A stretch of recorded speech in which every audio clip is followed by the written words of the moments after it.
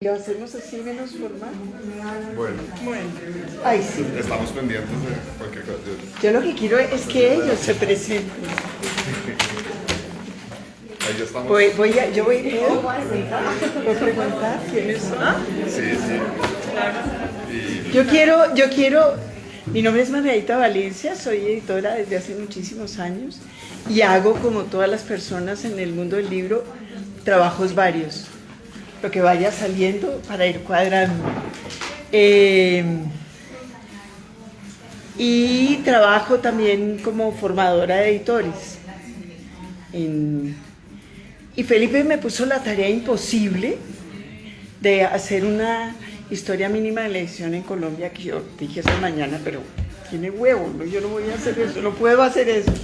Entonces hice una mezcolanza rara, que ya ustedes me dirán qué más información quieren o qué les quedó faltando.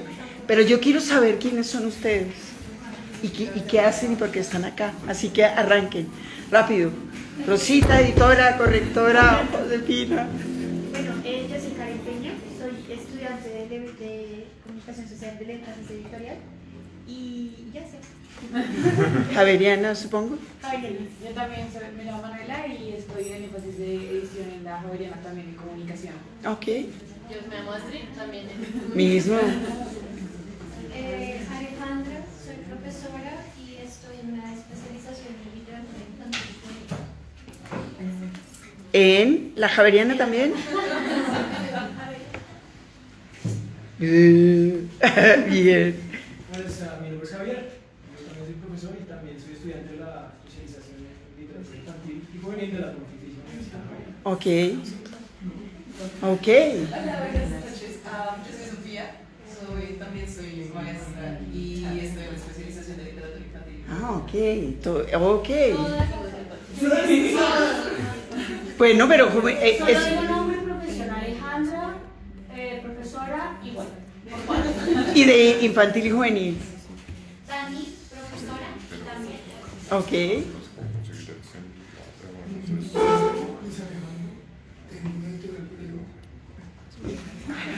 Que se llama ¿cómo? Aproveche. Ah, ok, yo la conozco, claro. Y me estoy muriendo de la ronquera. Usted, Mónica. Mónica Montes, soy editora, egresada en la Javeriana y tengo una editorial que se llama Mo Ediciones.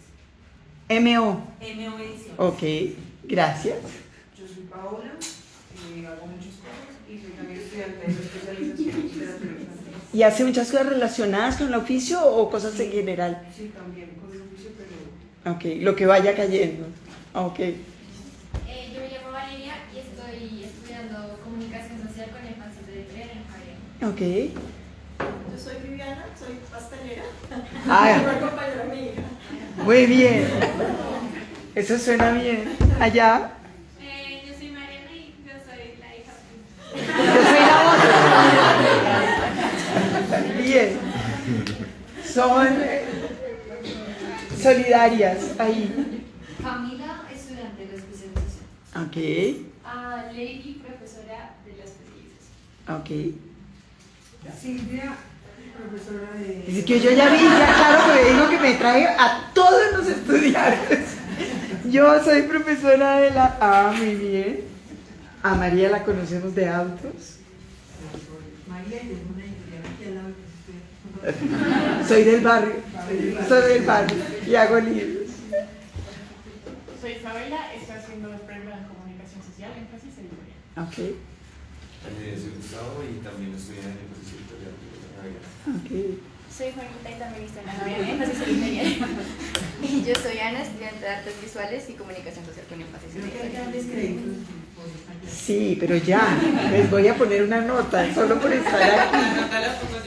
Sí, eso está muy bien. Bien, allá. Yo pongo las de este lado, no las excluyo. Es la parte más aburrida. Entonces ya entendí lo de la breve historia de la edición en Colombia. No hay que darles a ustedes una breve historia de la edición en Colombia porque ya se la saben. Yo lo que resolví fue tratar de entender cómo fue que llegamos aquí a este planteamiento de edición independiente hoy, que es diferente de lo que era Edición Independiente hace 20 años, creo, y diferente de lo que concebimos ahora como Edición Independiente hace 50. Y empecé pensando en las formas de clasificación de las editoriales tradicionales, como lo que uno le enseñaba en el colegio de editores, que era que hay editores trade, los editores de interés general, que se llamaban, los editores académicos, y como otros. Era un paquete así básico, general.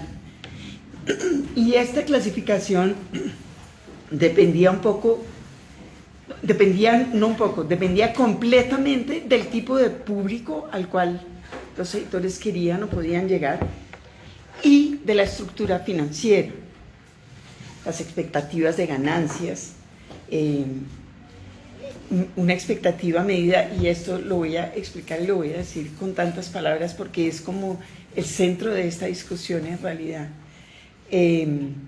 Las ganancias medidas como una relación entre las ventas y los costos de producción, o ese monstruo que llamaron en una famosa reunión que hubo en realidad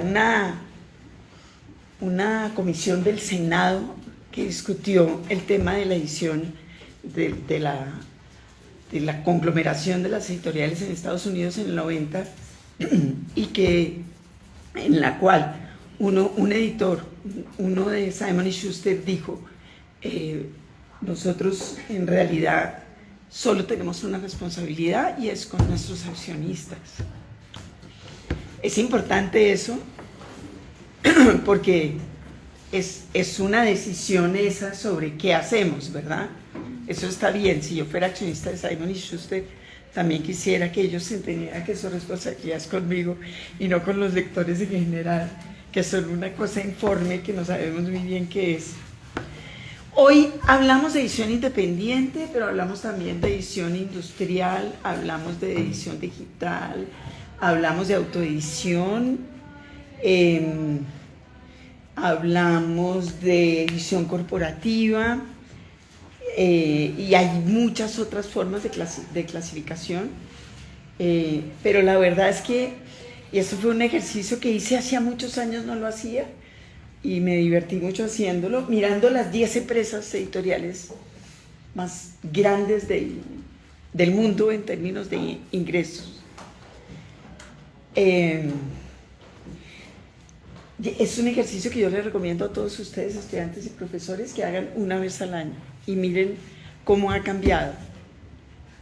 De cuando yo empecé a hacer esto ahora, el panorama cambió radicalmente, total y absolutamente, en unas cosas y en otras no. Pero esa lista sí refleja las formas como ha cambiado el mundo editorial.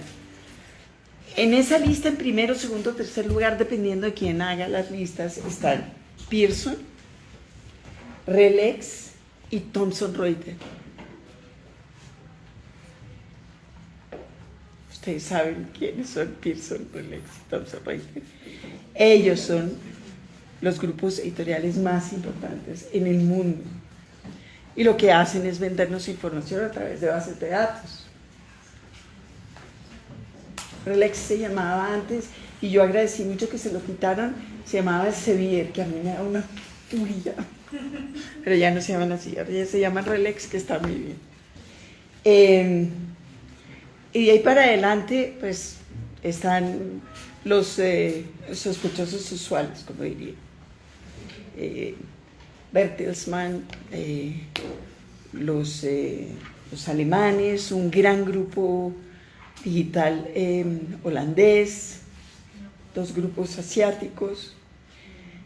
Pero lo que yo pensé viendo eso, y ustedes por supuesto tienen que saberlo, es que las empresas en esta lista, todas tienen un portafolio mixto, es decir, no son editoriales, son conglomerados mediáticos, tienen prensa, ya casi nadie tiene prensa, eso como que ya se acabó. tienen producción audiovisual, series, streaming, cine, televisión, venden información a profesionales. Eso qué fue. Uy, qué horror. Vende información a profesionales y esto es importantísimo. Es decir, de hecho, es el gran negocio de por ejemplo, Pearson o el gran negocio de Springer.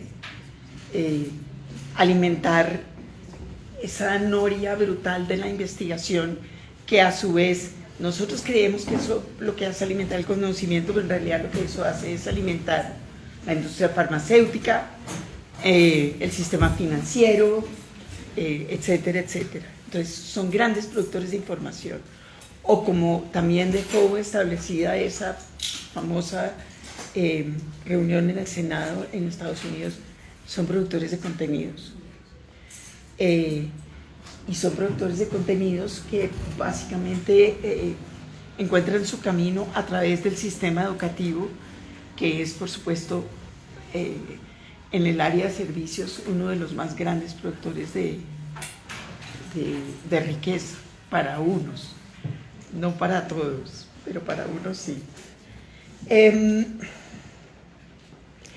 Y es en este contexto, en esta lista de estos grandes que hacen estas cosas, que debemos entender la edición independiente. Entender, no sé, por lo menos empezar a pensar qué es la edición independiente. Porque la edición independiente claramente, y eso es una gran forma de definirse, no es nada de eso. Yo siento que la edición independiente es una actividad como nostálgica, muy, muy nostálgica, que insiste en una forma de producción y de circulación de contenidos, en una forma muy tradicional de producción de contenidos, generalmente a través del libro impreso, que es la forma tradicional hasta hace, no sé, 50 años de circulación de los contenidos. Y las editoriales independientes, digamos que siguen aferrados a la idea de que los contenidos que producen son un bien cultural. Y esa es, o debe ser, su fortaleza, pero también es su gran debilidad, porque al estar aferrados a esta idea de los contenidos como un bien cultural, siguen aferrados también a la idea de que los bienes culturales no deben ser productores de riqueza o de márgenes de funcionamiento, lo cual los hace, pues, vulnerables, básicamente, y efímeros, sobre todo.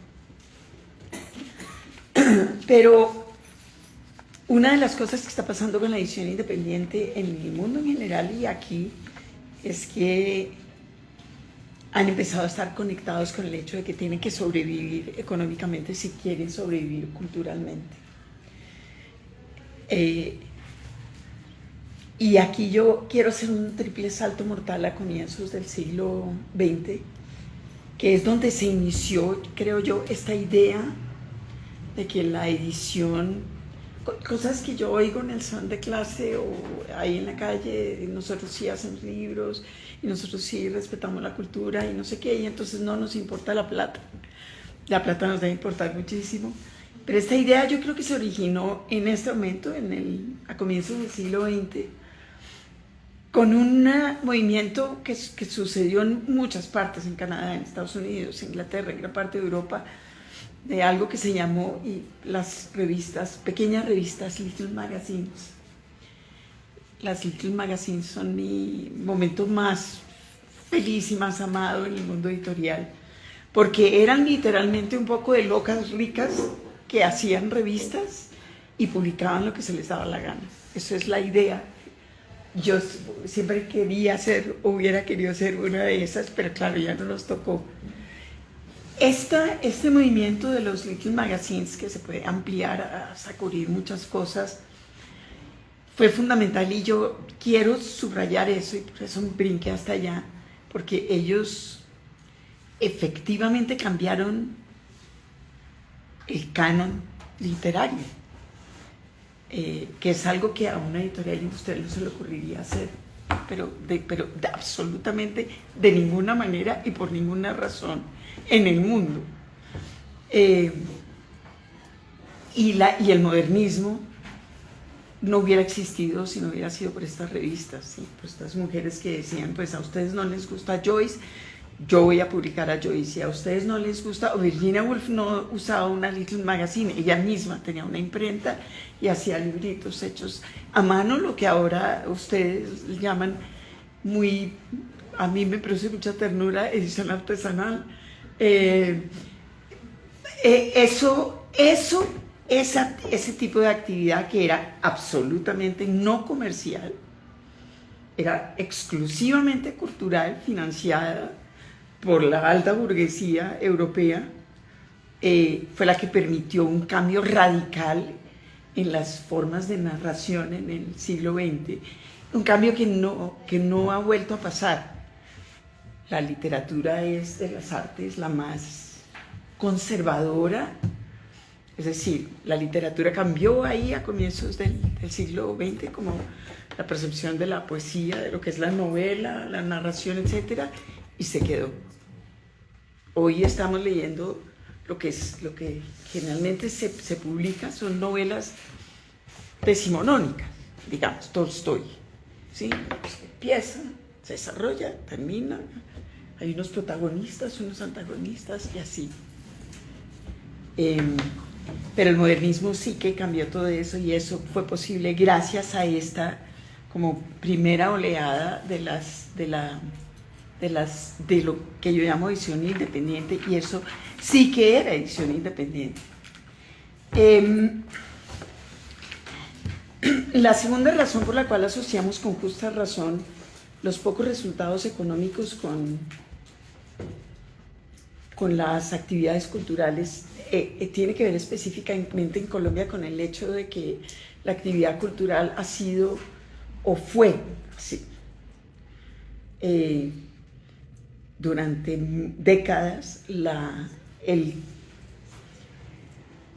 club privado, digamos, de las élites económicas, o por lo menos ellos tenían esa sensación, eran dueños de la cultura.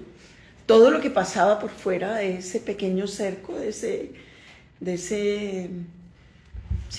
club privado, no era cultura. Solamente era cultura lo que pasaba acá. Era una cosa que discutíamos nosotros en el club. Esto en un país donde, bueno, y ahí ustedes se lo habrán oído a Silvia, donde la gente empezó a pensar que había que realmente trabajar las tasas de analfabetismo en 1970. Sí, eso es otra vergüenza. Tengo una lista de vergüenzas, Felipe. Y esa es una vergüenza, 1970. Hasta ese momento, el discurso de la educación existe en la República desde que se inició la República, pero es un discurso.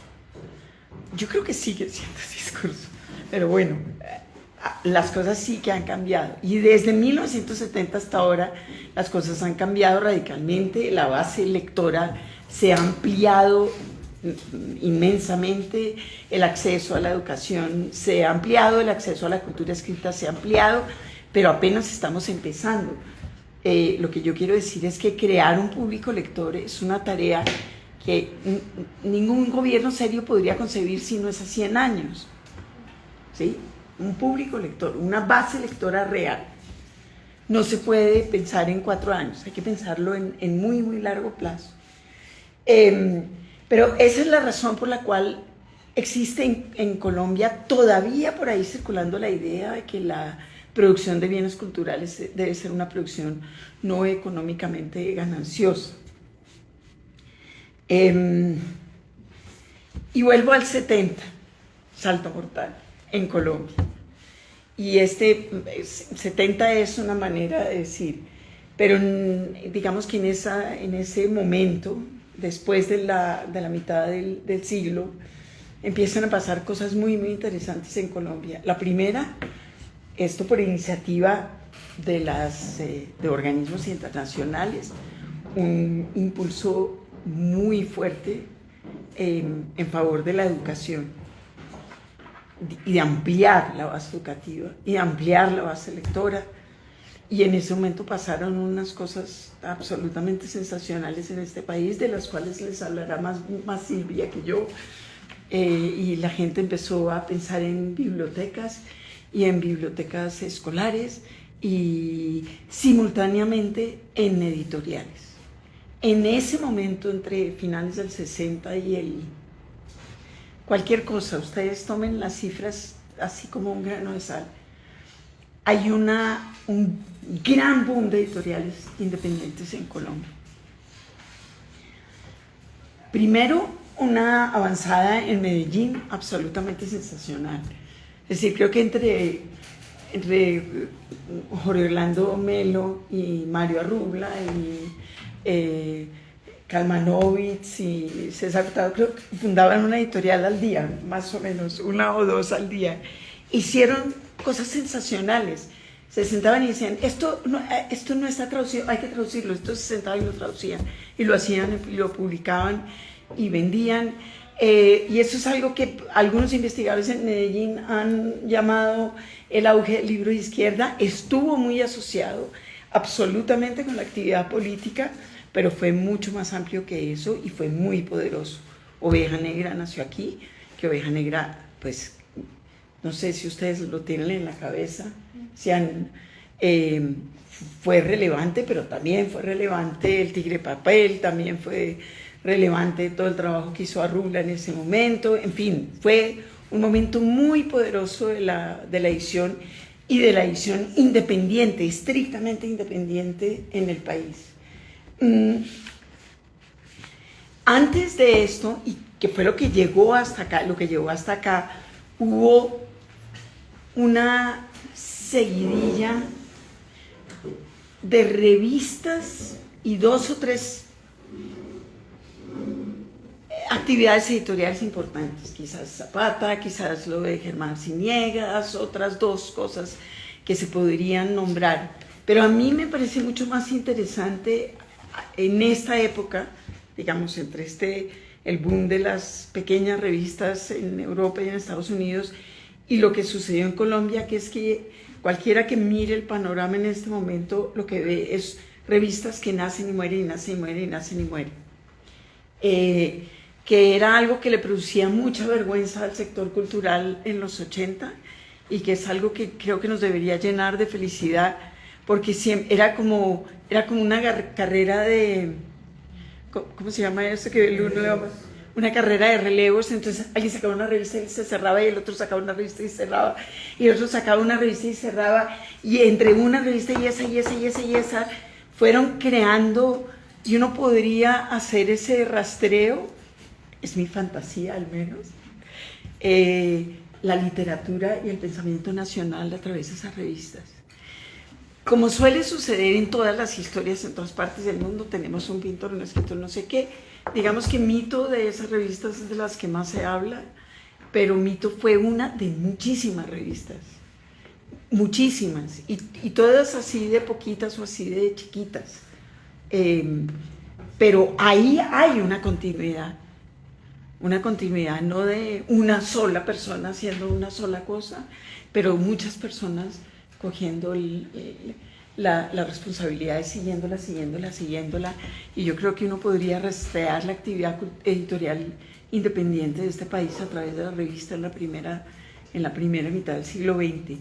Y eso acaba desembocando, por supuesto, en editoriales, porque muchas de esas revistas tenían, Mito, por ejemplo, una pequeña actividad editorial al lado. Tenía mucho sentido, y es un formato que sucedió en Europa, sobre todo en Francia, y funcionaba. Una revista, una editorial.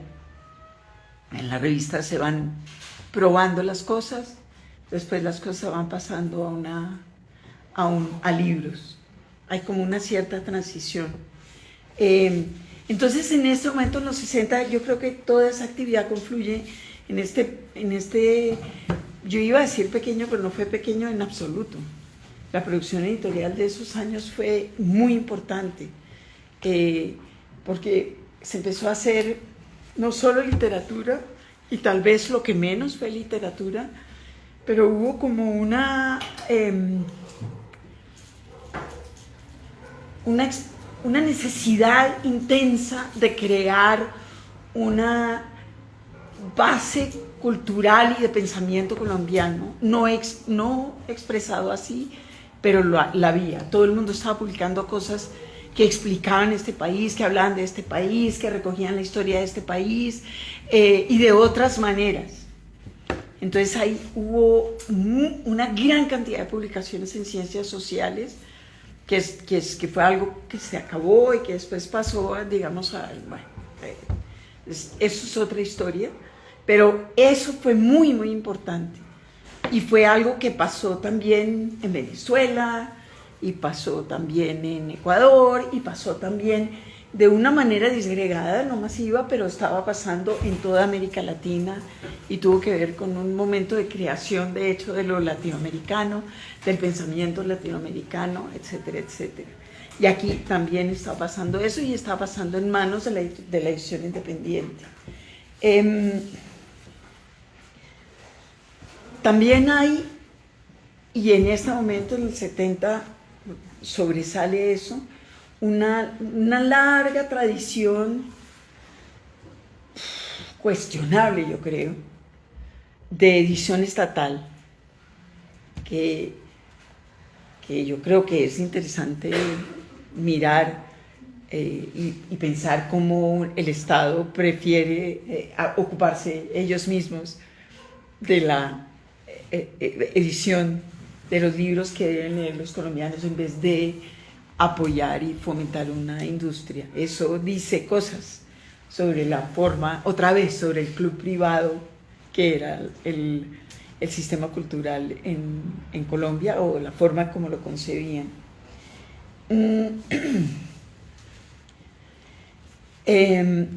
Tercer Mundo estaba ahí. Tercer Mundo tal vez desdice esta cosa de las editoriales de izquierda, aunque la mayor parte eran editoriales de izquierda. La Carreta. Y después de este primer golpe, viene un pequeño segundo golpe, que es Carlos Valencia Editores, por ejemplo, El Áncora, Arango, Villegas, vienen detrás, colgados de esta primera ola. Y eso hace que en los 70 y 80 en Colombia haya una industria editorial, haya una producción editorial tan efervescente y tan fascinante como la que hay ahora, creo. Fue un momento realmente muy, muy interesante. Porque había también pequeñas editoriales en Barranquilla, pequeñas editoriales en Bucaramanga, en centros académicos que hacían cosas. A finales de los 70, El Tiempo abrió en Colombia una filial del Círculo de Lectores, que fue importantísima, no solo para la circulación de la cultura escrita, de la literatura, sino que también sirvió como apoyo para lo que después se volvería el caballito de batalla de las políticas estatales, que en realidad fue la industria gráfica. Estábamos hablando de eso con Felipe, y no la industria editorial, que no es lo mismo. Se acompañan, se ayudan, pero no son lo mismo. Círculo de Lectores llegó en ese momento a Colombia, y Planeta también, finales de los 70. Y Norma. O sea, todo esto pasa en este momento. Norma juega en ambos bandos. En el bando de los ganadores, que son los textos escolares, es digamos, de la industria editorial, la vaca lechera. Los textos escolares es lo que se vende, es lo que tenemos que hacer, es lo que hay que producir, es lo que va a educar, etcétera, etcétera. Y Planeta está en este momento en esta cosa loca, interesante y divertida de los fascículos y de como ensayos extraños de editoriales. Pero la mayoría de estas editoriales eran generalistas, es lo que se llama una editorial generalista, o sea, tenían un catálogo con un poquito de todo, un poco de ciencias sociales, un poco de arte, un poco de esto y aquello. A finales de la década de 1980 llega Santillana a Colombia. Ellos también hacían textos escolares y libros de interés general. Y entre este momento y finales del siglo, otra vez quizás 1990 sea una buena fecha para empezar a pensar en la no sé si llamarlo consolidación, porque consolidación es una palabra que a mí me remite a algo que se construye y yo pienso en este proceso de aglomeración de editoriales como en un proceso más bien de depredadores sueltos, ¿sí? Tiranosaurios rex que se van comiendo todo lo que había a su alrededor, absolutamente todo lo que había a su alrededor. Fue un proceso de absorción brutal y radical que yo creo que en 30 años cambió la cara de la industria editorial en el mundo. Aquí lo que pasó es que las editoriales independientes se acabaron, con excepciones gloriosas que han logrado sobrevivir, pero básicamente la edición independiente de ese momento se acabó. Y en el mundo las editoriales independientes, algunas se acabaron, otras fueron absorbidas por los grandes grupos y los grandes grupos se volvieron cada vez más grandes y entonces Random compró no sé qué, y Lagardère, Bertelsmann, es decir, hay como las empresas de publicidad, dos son dueñas de todo. Y eso, digamos, en sí mismo no es un problema, excepto que sí es un problema, por supuesto, porque eso supone esta frase famosa que tenemos que recordar siempre: nuestra responsabilidad principal es con nuestros accionistas. Nuestros accionistas, por supuesto, no tienen mucho interés en Joyce, tienen interés en dividendos que les permitan pues viajar y comprar suéteres, no libros, o sí libros, pero no muchos.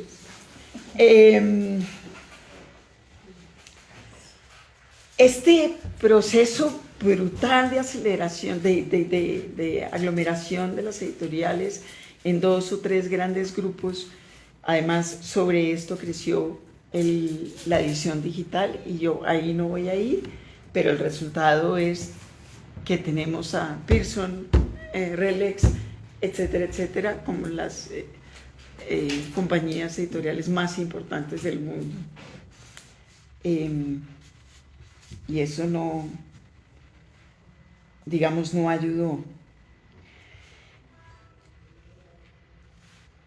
En 1990, además de esta sesión en el Senado de los Estados Unidos, pasó una cosa que es como uno de esos hitos relevantes y tristes, que fue que votaron a Schifrin de su editorial. Yo no sé si ustedes, bueno, alguien si aquí sabe quién era Schifrin, porque además Schifrin después procedió a escribir 2 o 3 libros que son quejosos, pero sí fue un momento simbólicamente importante. Creo que habría que marcarlo con una rayita en la pared, porque Schifrin trabajaba en Random House, en Panteón, en un sello que su papá había fundado y que era uno de los grandes sellos literarios de los Estados Unidos. Y lo votaron como en un gesto de aquí los que mandan son los accionistas. Eso fue muy interesante porque Schifrin fue el que empezó a dar la voz de alarma de algo que estaba sucediendo, pero que como que nadie se había dado cuenta cabal. Y él sí empezó de verdad, a contarle a todo el mundo el horror de lo que estaba pasando en la industria editorial. Y Schifrin y muchos otros, por supuesto, porque eso no solamente Schifrin se dio cuenta, llevó al primer encuentro de editores independientes de América Latina que sucedió en el 2000. En París, no sé por qué carajo sucedió en París, pues, ¿no? Porque nos gustaba viajar o algo, no sé, pero pasó en París. Y esto es interesante también que ustedes lo tengan en la cabeza, lo financió el Banco Interamericano de Desarrollo.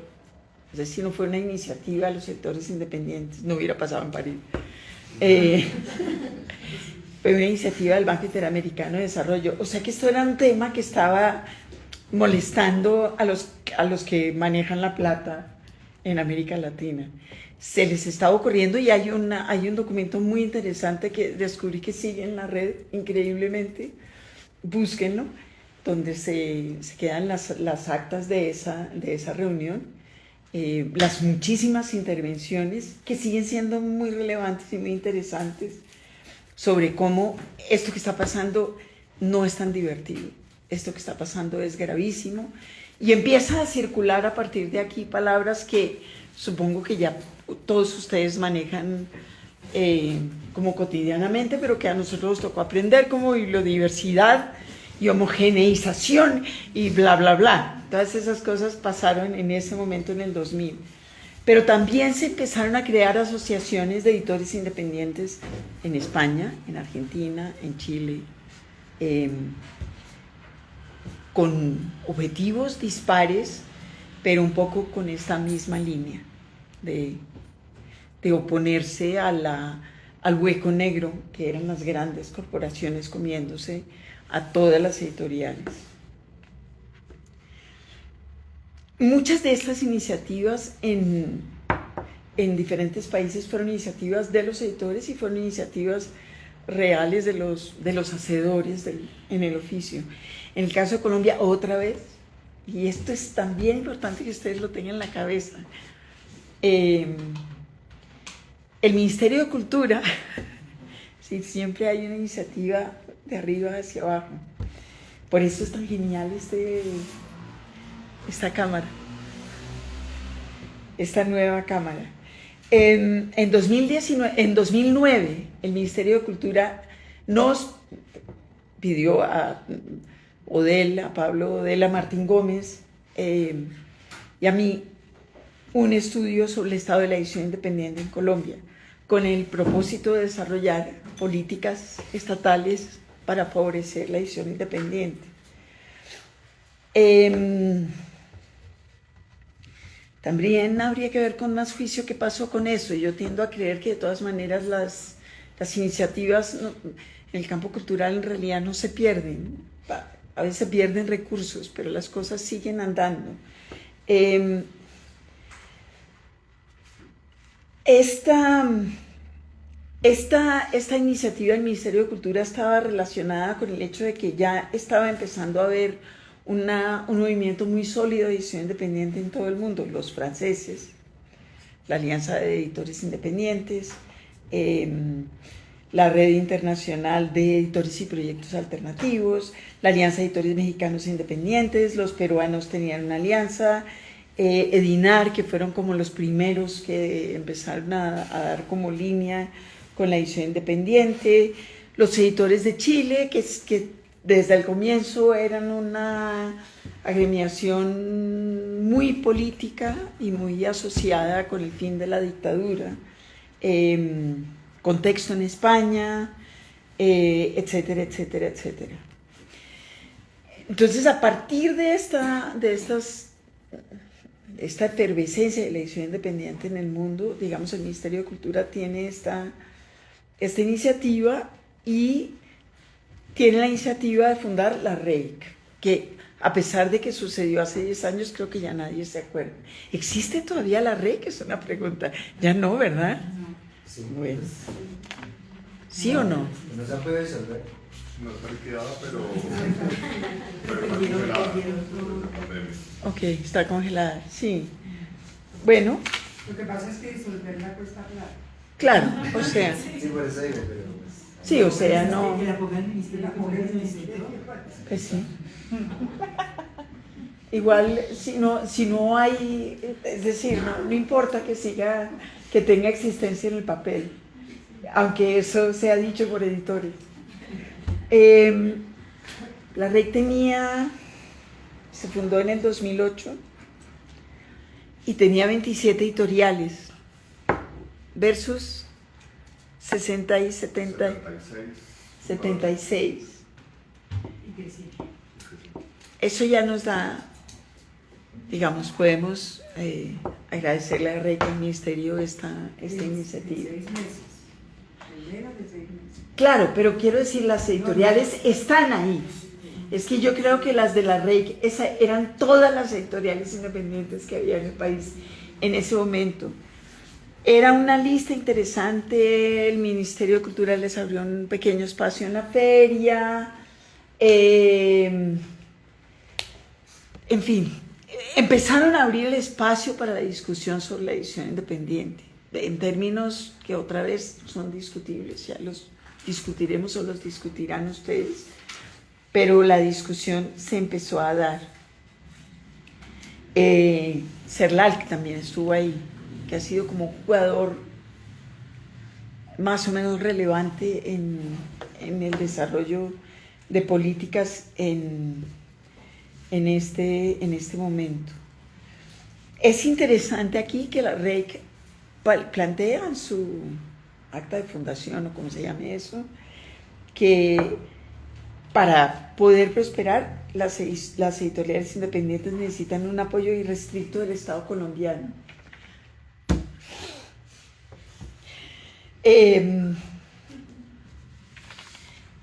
No sobre la fortaleza posible del gremio, que también es algo que creo que es relevante discutir. Ícono, Domingo Atrasado, Taller de Edición, Cuadernos Negros, La Serpiente Emplumada, La Carreta, Cristina Uribe Ediciones, La Iguana Ciega, La Silueta, estaba aquí, se me ha olvidado. Son 27 editoriales, algunas de las cuales siguen vivas, que es también otra cosa muy, muy importante. Siguen estando ahí y siguen teniendo relevancia. No todas las editoriales eran de Bogotá, eso también es importante. De esas 27 editoriales, 19 eran de Bogotá, pero había 4 en Medellín, 2 en Cali, 2 en Barranquilla, 1 en Cartagena, 1 en Calarcá. Esta primera base de REC que podemos, digamos, mirar con la sorna que nos producen nuestros antepasados inmediatos, no los más gloriosos que ya están bien muertos, abrió el camino para esta oleada de editoriales independientes, que es la que hoy conforma esta nueva Cámara. Digamos, el discurso, el espacio, la discusión. Ya nadie dejó de preguntar. Cuando nosotros empezamos a trabajar en eso, todo el mundo preguntaba y era como un chiste malo, ¿independientes de qué? Y yo, bueno, dejaron de preguntar eso, porque ya se les ocurrió de quién era que tenían que ser independientes. Y después de eso empezó a ver la ruta del libro, por ejemplo, en la feria, y empezó a ver una cosa muy interesante, que es que después de la convocatoria o de la iniciativa del Ministerio de Cultura, la siguiente iniciativa fue una iniciativa de las editoriales, sin el papá Estado jalando, ¿sí? Empezaron a pensar en cómo existir en ferias, empezaron a pensar en cómo circular, cómo vender, cómo tener más presencia en el mercado.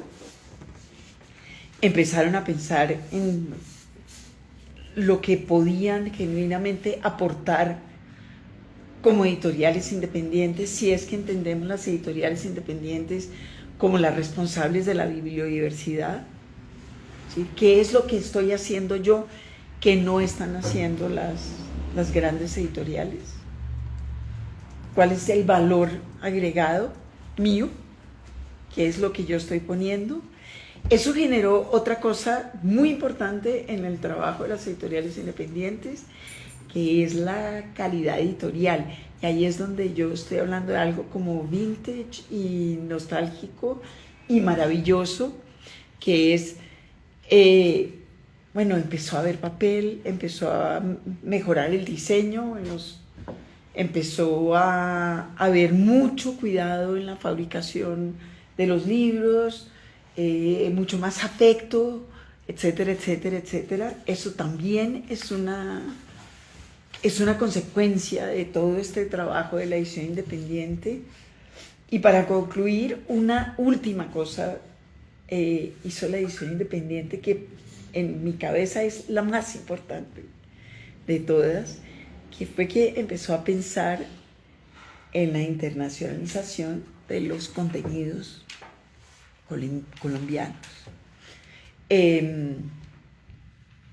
Publicamos el año pasado un artículo de esos muy sesudos que hacen los maestros y los investigadores sobre los caminos de la internacionalización literaria, que en general tienen, pues en la literatura encuentra uno, son los agentes, las editoriales y no sé qué.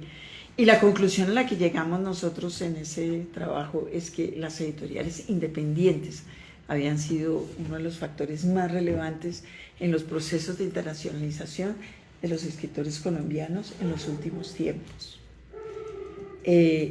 Y fueron los editores independientes los que empezaron a pensar cómo existir por fuera, al margen otra vez de la iniciativa del Estado. Estoy pensando en Rey Naranjo en Frankfurt,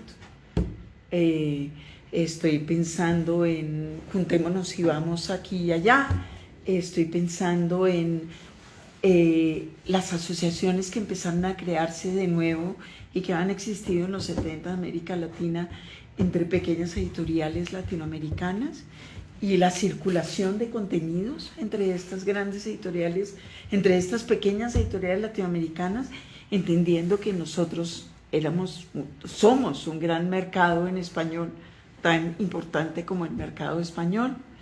Entonces, digamos que ese ha sido otro de los grandes logros de la edición independiente hoy. Y el tercero, me parece a mí, es que las editoriales independientes se están convirtiendo en el refugio de los autores. Y eso es muy importante para la salud mental y económica y física de la bibliodiversidad, de la creación de contenidos, etcétera, etcétera.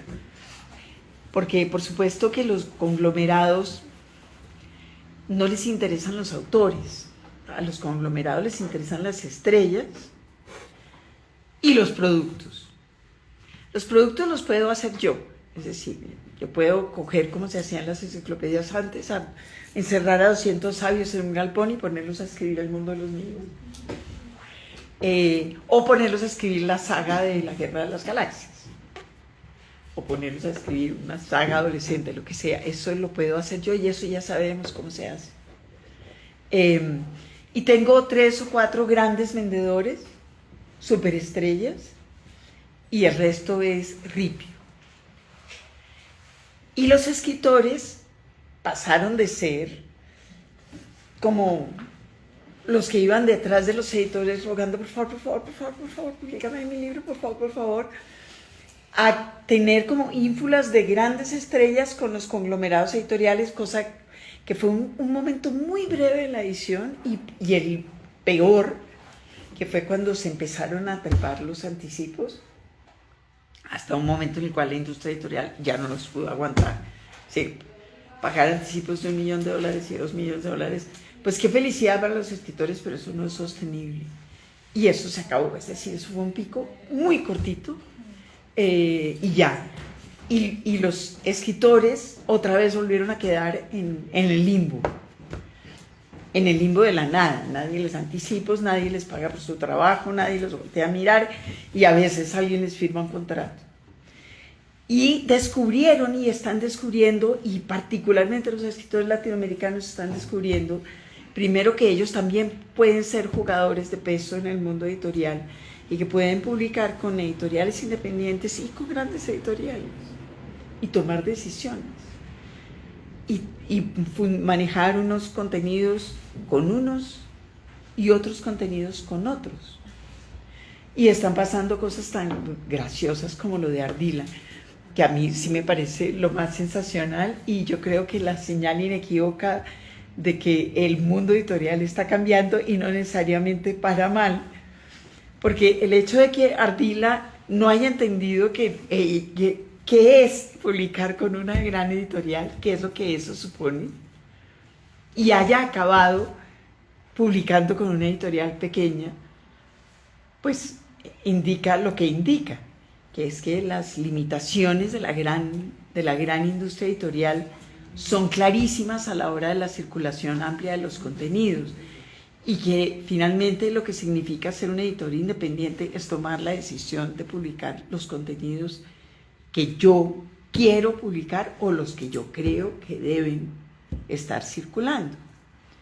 Entonces, digamos que eso, en resumidas, me parece que es el lugar donde está la edición independiente ahora en Colombia. Y ya ustedes me dirán, no es más, mi historia mínima de la edición independiente ha llegado a su fin.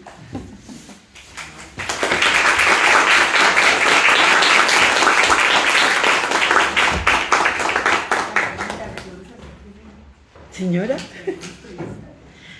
me pueden hacer preguntas, vamos a saber si yo puedo hacer respuestas. La verdad no sé si esta pregunta es para hacerse al público o al privado, pero qué carajo. Es que Yo voy y me vuelvo a encerrar en el baño. a ver, una de las cosas fuertes para la edición independiente es la competencia con las grandes editoriales. No por el tipo de producto, no por el precio de venta al público inicial, sino por las prácticas muy deshonestas de los descuentos y las cosas que hace que eso no aguanta una editorial independiente. Sí. Ahora, ¿por qué? Uno se pregunta, ¿por qué estas grandes editoriales? Yo no sé si será lo mismo en otros países, debería saberlo porque tengo mucha relación con ellos, pero en otros campos. Si ocurre lo mismo en Argentina, en Chile, sobre todo en Argentina y Chile estoy pensando, y México, que haya esa competencia tan desleal entre los grandes y los pequeños, por vía del este. Yo pienso que en Colombia se crearon unas condiciones muy especiales que trajeron de una al mundo editorial español en ese momento, pero no era solamente español, pues sabemos que viene de todas partes, que fue la ley del libro, la exoneración de impuestos, que fue una cosa que yo no sé si a mí me tocó, me tocó tramitar exportaciones de pagos por exportaciones, o sea, Prodesport tenía Sí, la ventanilla siniestra. una ventanilla siniestra, y yo, hasta que dije, yo no puedo hacer esto con Editorial Capellus Colombiana. Bueno, otra vez, porque eso fue que es otra historia, pero fue una... Pero entonces eso hizo que aquí se desarrollara de una manera excepcional la industria gráfica. Pero eso fue pensado para que aquí se desarrollara de una manera excepcional la industria gráfica, okay. para volvernos Ahora, maquiladores estoy también. tratando de acordarme y no he podido, y Mariano me ayuda,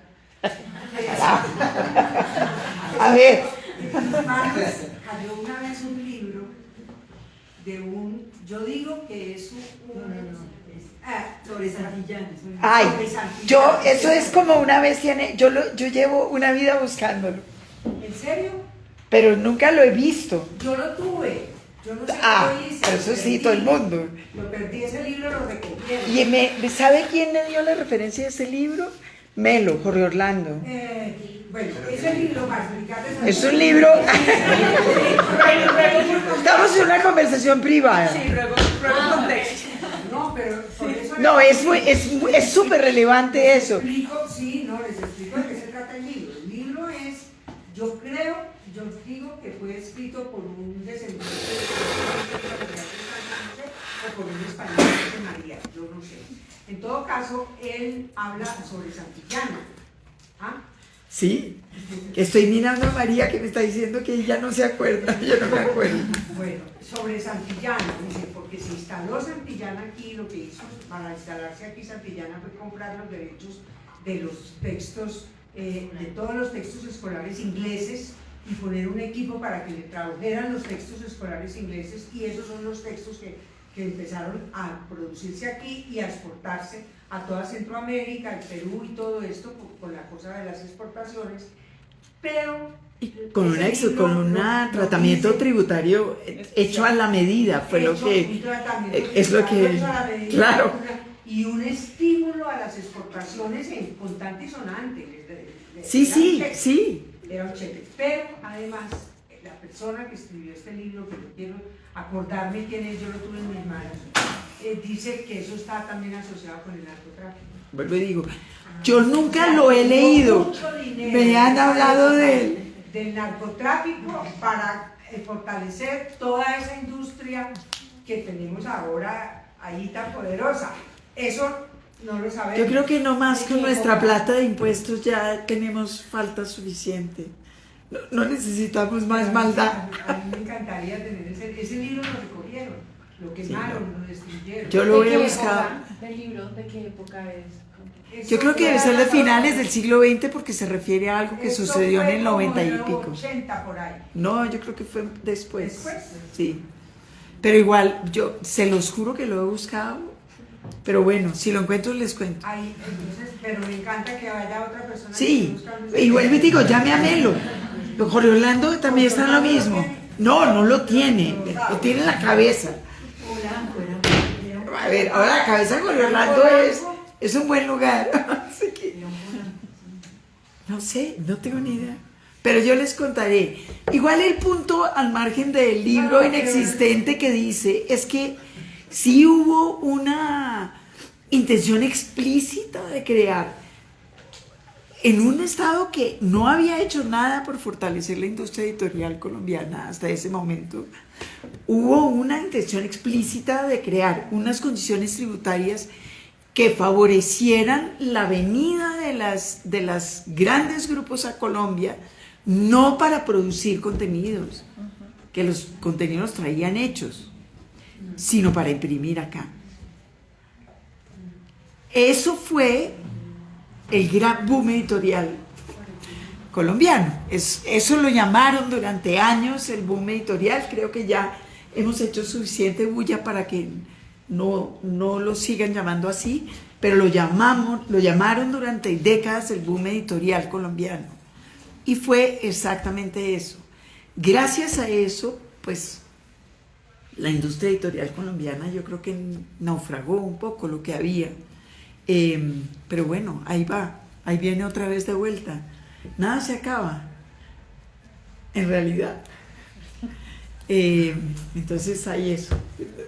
Esto era una conversación privada realmente. Pero a mí me parece interesante porque es parte, digamos, del origen de por qué esa industria tan poderosa que todavía sigue haciendo mella en la industria editorial. Sí, pero además la industria... la industria independiente. Sí, puede ser. Hay muchas otras razones para eso que usted está hablando, que son las prácticas deshonestas y desiguales.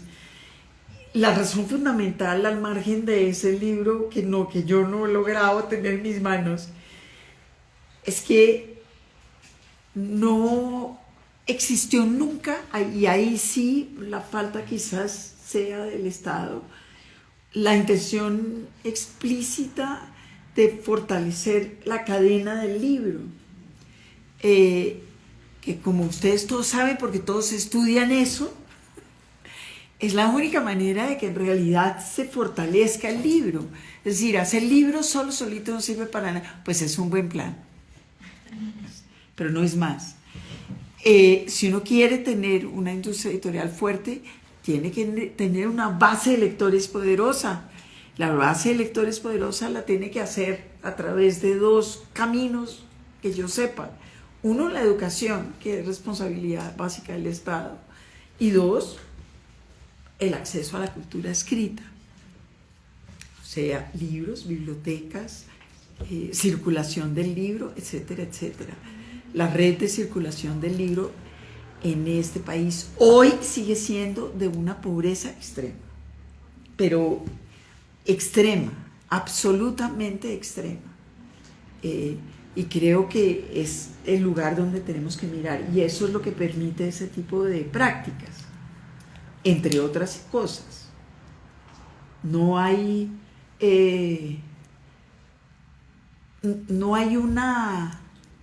una voz que se pueda parar y decir, mire, no hay nadie que diga usted no puede, por ejemplo, venderle directamente al Estado, reventar los precios de las librerías, porque las prácticas comerciales son prácticas de club privado. Las decisiones las tomamos tú y yo a puerta cerrada. Y yo creo que la primera vez que se hizo un comité medianamente grande y amplio para la selección de libros fue cuando el último Plan Nacional de Lectura y Bibliotecas, el de Uribe, con el plan de bibliotecas, y era un club cerrado.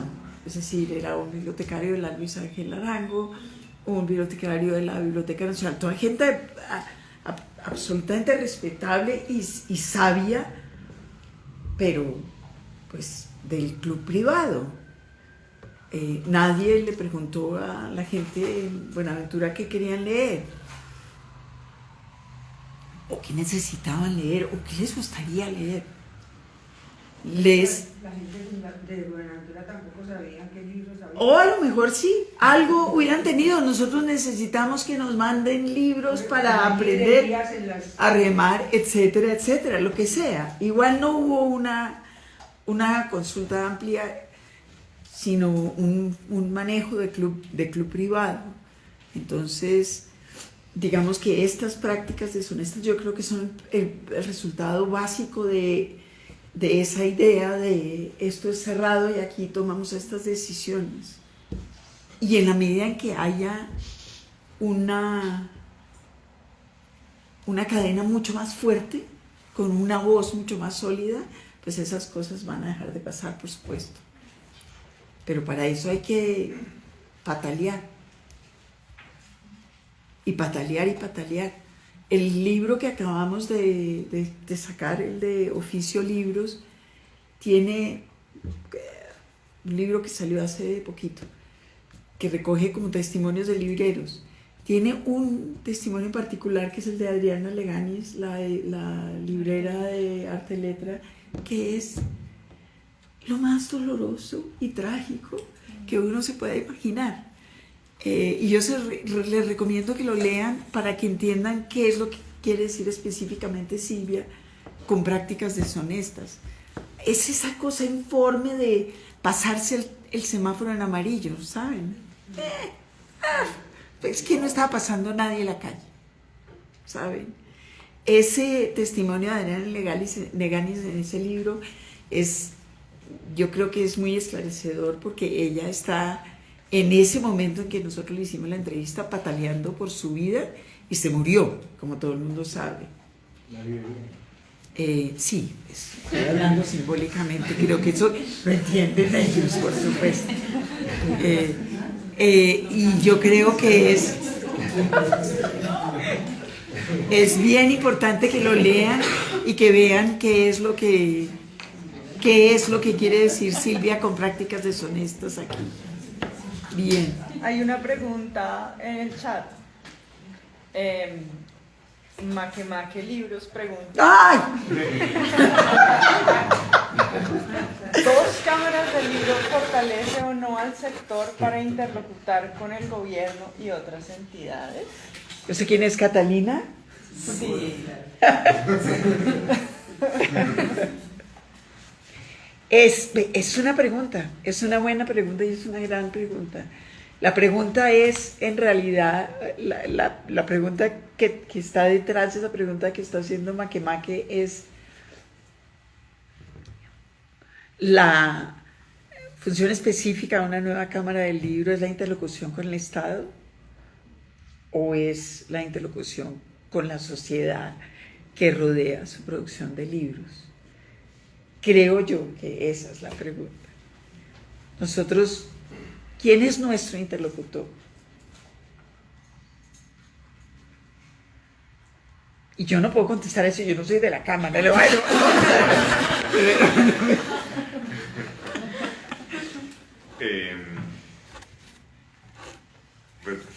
yo creo que una nueva Cámara del Libro es también para ser un interlocutor con todos. Que sería buenísimo que fuera una, pero pues es que si hay una donde que no es interlocutor con las editoriales, pues tiene que haber otra que se vuelva un interlocutor con el Estado, con la sociedad, con los lectores, ¿no?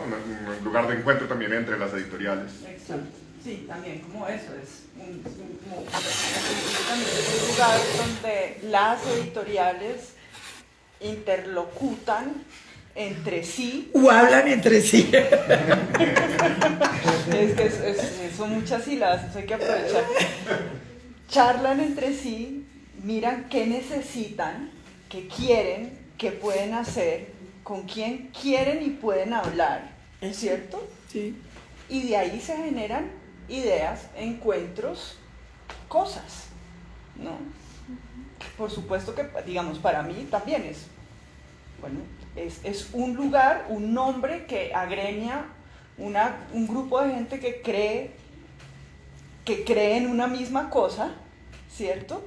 Que produce libros independientes, pero también es un espacio pues transversal para charlar con un montón de gente. Y de nuevo, claro, la charla de Margarita ha sido alrededor, también ha puesto el dedo en la llaga de Papá Estado una y otra vez. Entonces, digamos, eso no es en balde, ¿no? Porque el único interlocutor que tenemos no es el Estado. Pues, en principio somos nosotros, ¿cierto?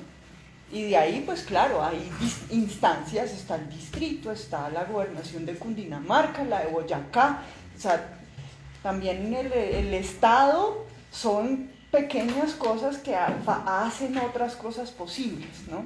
No solamente el gran plan del Ministerio de Cultura, sino también son las, no sé, cositas pequeñas que pasan y que hacen la vida del libro y de los lectores posible, ¿no? Pero también hay que pensar en una cosa, que hasta ahora ha habido un solo interlocutor con el Estado, una que no representa la diversidad, toda la diversidad, no nos representa a todos, sí, representa claro, a unos pocos.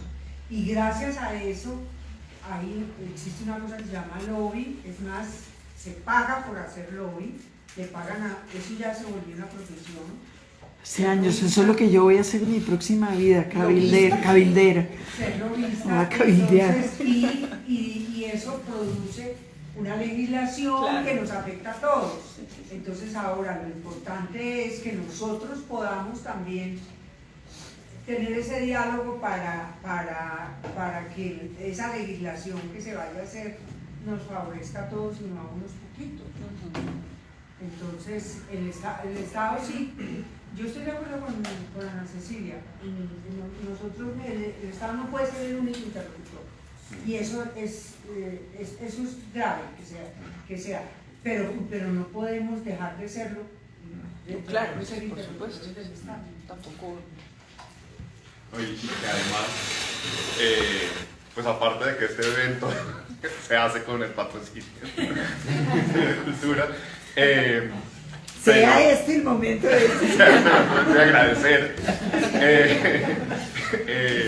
Pues digamos, sí, a ver, 2 semanas después de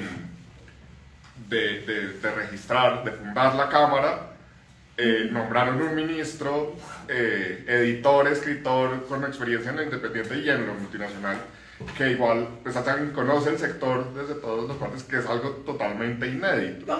Entonces también en estos cortos meses de vida de la Cámara, pues el Estado se ha convertido en un interlocutor importantísimo porque sobre todo real. Sí, porque es un interlocutor que muchas veces no lo había sido. Entonces, pues nada, celebrar también esa coyuntura, pero creo que también esta conversación sirve para tener muy en cuenta eso. Esto es una coyuntura muy particular y como Cámara tampoco podemos crecer dependiendo de esa buena relación que en este momento tenemos con el Ministerio, sino como mantener también esa distancia, pues, esa independencia. Independencia. Bien, maque. ¿Suficiente ilustración? Hay otra pregunta. A ver. Hijos de los Días Editorial pregunta. Gracias por este necesario espacio. ¿Hay reflexiones desde el universo de la edición independiente para pensar en la descentralización del libro como producto cultural? Ay, sí, es una pregunta muy complejamente formulada. Si lo que está diciendo es que hay que empezar a fomentar la producción editorial en partes que no sean Bogotá, por favor, sí. Creo que es fundamental también. Creo que es un tema que está en la cabeza, por lo menos de los más viejos, porque es algo que todos sabemos. Lo hablábamos también hace poco con Felipe. Los movimientos culturales más importantes que había en este país no se han originado nunca en Bogotá. Y es hora de que empecemos a fortalecer la producción editorial por fuera de Bogotá. Eso no va a ser otra cosa que enriquecer la base de lectores, la posibilidad de creación, etcétera, etcétera. Entonces, creo que eso es un tema esencial que está en la cabeza de mucha gente. Hay saludos desde los llanos orientales también, de hecho, ¿cierto? Sí. Gracias. ¿Más?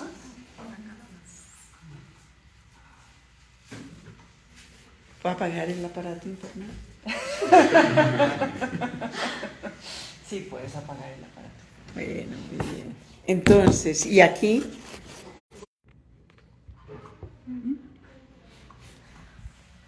La madre de usted. Una pregunta